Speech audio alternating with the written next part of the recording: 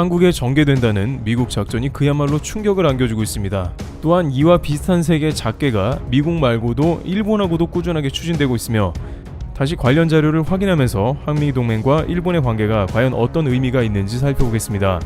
최근 한국을 둘러싼 기밀들은 놀랍게도 트럼프 측근 인사들로 인해서 줄줄이 폭로가 되고 있는 상황입니다.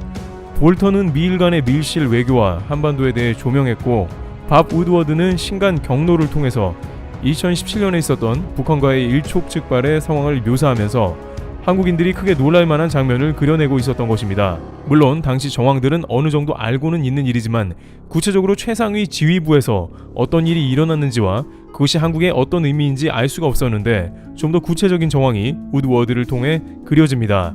물론 이에 대해서 사실 여부는 확인이 안 됩니다. 지난 볼턴 회고록에서도 청와대는 상당히 많은 부분이 왜곡되어 있다고 지적했으며 이번 우드워드 신간도 비슷하게 오역 문제를 지적하기도 했습니다. 다만 이러한 미국의 움직임 또는 미일 간의 과거로부터 다뤄졌던 한반도 전략의 공통점이 있기 때문에 한국 입장에서는 이러한 주변국들의 속내를 꾸준히 면밀하게 관찰할 필요도 있다는 것입니다. 첫 번째, 미국 한반도 핵무기 80개 투하 전략. 찰스 리처드 미국 전략사령관은 14일 한반도 유사시에 대비한 한미연합 작전계획인 작전계획 5027에 핵무기 사용이 포함되느냐는 질문에 어떤 작전계획에 대해 구체적으로 얘기할 수 없다며 즉답을 피했습니다. 바로 이 5027 작전계획이 우드워드 신간에 나온 것입니다. 특종기자 밥 우드워드의 신간 경로의 일부 내용을 보면 북한이 한국 시간으로 2017년 7월 4일 화성 1-4를 발사하자 당시 제임스 매티스 국방장관의 승인에 따라 빈센트 브룩스 당시 주한미군 사령관이 미군 전술미사일 발사를 명령했습니다. 미국은 김정은 지도부에 대한 경고를 보냈으며 북한과의 전쟁 가능성도 고려하고 있었던 것입니다. 그러면서 다음과 같이 한반도에 핵무기 80개 투하를 고려하고 있었다는 상당히 충격적인 언급도 했습니다. 우드워드는 북미 간 긴장이 한껏 고조되던 2017년 말 당시 성당을 찾아 기도까지 했다는 매티스 장관의 고뇌를 상세히 풀어놓으면서 매티스는 트럼프 대통령이 북한에 선제 타격을 할 것이라고 생각하지 않았지만 그런 전쟁에 대한 계획은 마련돼 있었다고 전했습니다. 그러면서 미국 네브래스카주 전략사령부가 북한의 정권 교체를 위한 작전계획 5027을 주의 깊게 연구 검토했다면서 이는 공격이 있을 때의 미국의 대응에 대한 것으로 핵무기 80개의 사용 가능성이 포함된다고 부연했습니다. 작계 5027은 한반도 유사시를 대비한 한미 연합 작전 계획입니다. 2017년 당시에 작전계획 5027은 해킹으로 유출되어서 사실상 폐기된 바 있습니다만 당시에 이것에 핵무기 사용이 포함됐는지는 알 수 없었지만 우드워드는 한반도에 80개 핵무기 동시 투하를 언급한 것이죠.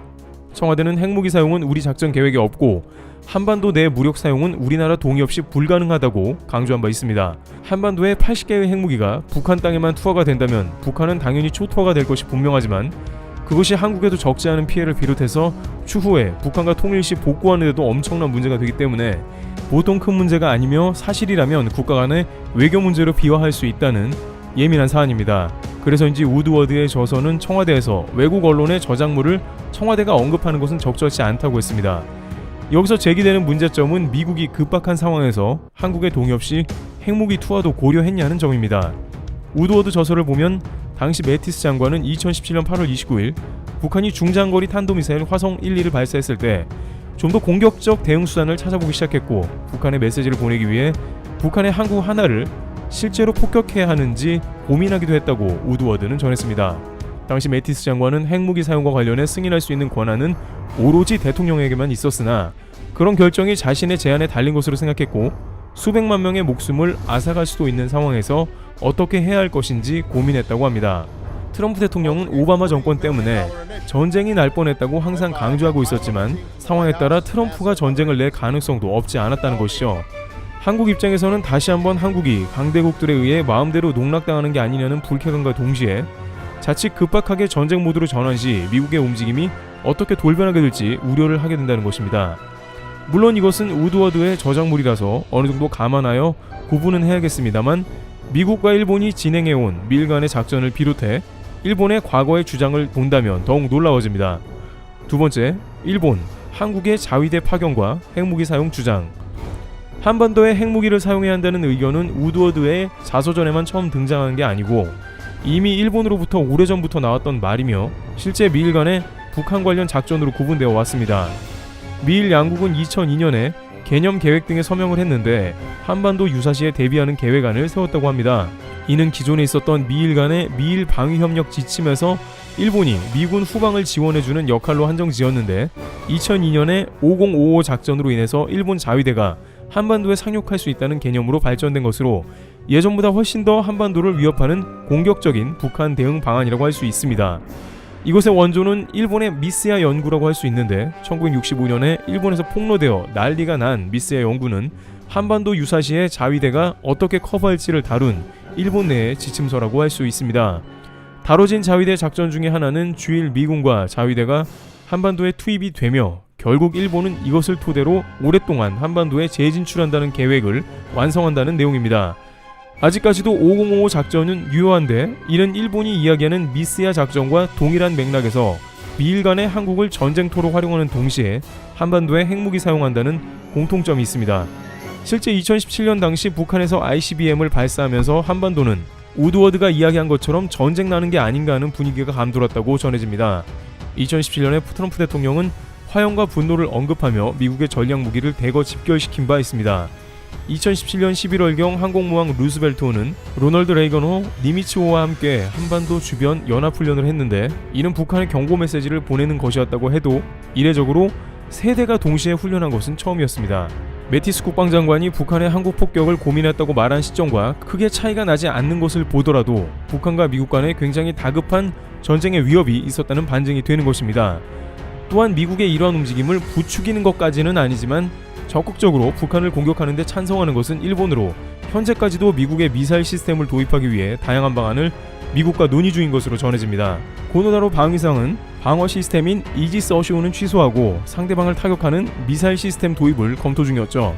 물론 북한의 도발과 핵 위협은 잠재워야 하겠으나 한반도에 일본의 미사일이 날아오는 것은 한국에 있어서 적지 않은 국가의 안보에 위협이 되고 있는 데다가 만약 미국이 한국의 동의 없이 핵무기를 투하하거나 일본의 미스야 연구와 같이 자위대가 한국에 상륙하는 최악의 상황은 절대 펼쳐져서는 안 되는 것입니다.